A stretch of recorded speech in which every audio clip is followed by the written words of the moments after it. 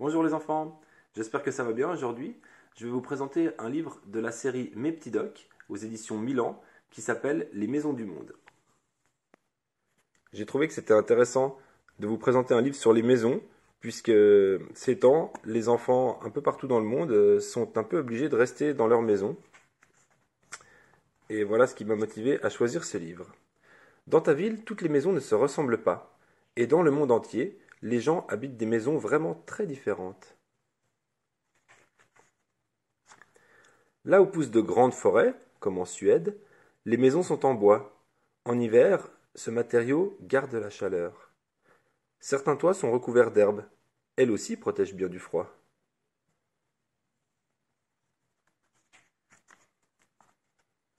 Ici, il n'y a aucun arbre. Dans l'Himalaya, la plus haute montagne du monde, les hommes construisent leurs maisons en pierre. Les toits plats servent de terrasse pour cuisiner.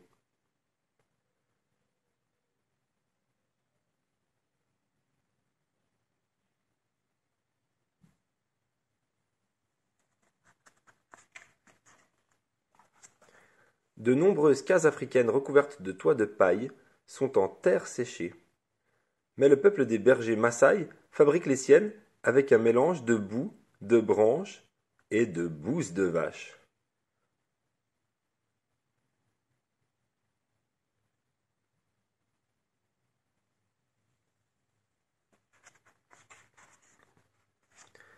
Pas besoin de construire de murs. Dans certaines régions du monde, les hommes ont creusé leurs maisons dans la roche tendre des montagnes. Celle-ci se trouve en Turquie.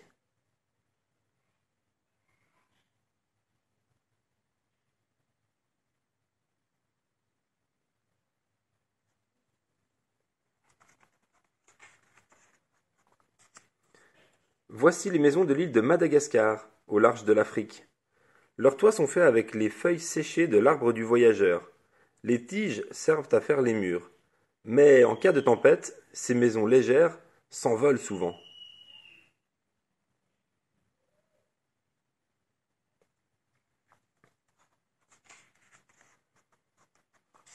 Au Japon, il y a souvent des tremblements de terre. Certaines maisons sont en bois, avec des murs de papier. Si elles s'écroulent, ce n'est pas trop dangereux.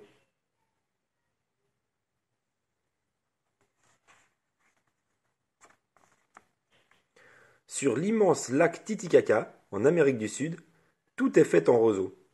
Les barques, les maisons et même les îles.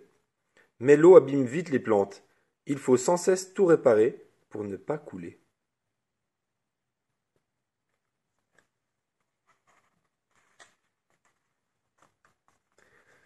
Oh, des cabanes tout en haut des arbres. Ce sont celles des Korowai et des Kombai, deux peuples de Papouasie. Ils passent la journée dans la forêt. La nuit, ils dorment près du ciel, à l'abri des bêtes sauvages et des peuples ennemis.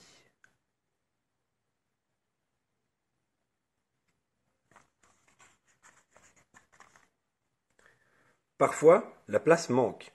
Dans le port de Hong Kong, en Chine, des gens construisent leurs maisons sur l'eau. D'autres vivent sur leurs bateaux, les sampans.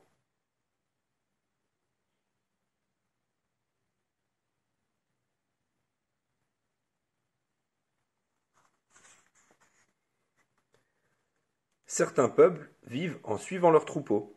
Leurs maisons doivent être faciles à transporter et à démonter. Les Touaregs d'Afrique vivent sous des tentes.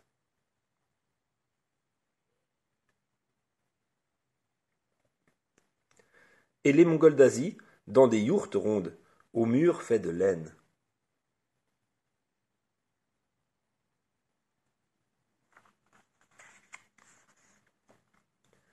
L'igloo est très célèbre. Les Inuits du Grand Nord le construisent en découpant des morceaux de glace. Mais ils n'y vivent pas tout le temps, seulement quand ils vont chasser sur la banquise.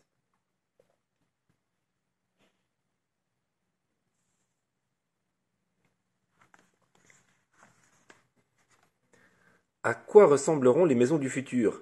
À toi de l'imaginer. Et si tu dessinais la maison que tu rêves d'habiter quand tu seras grand?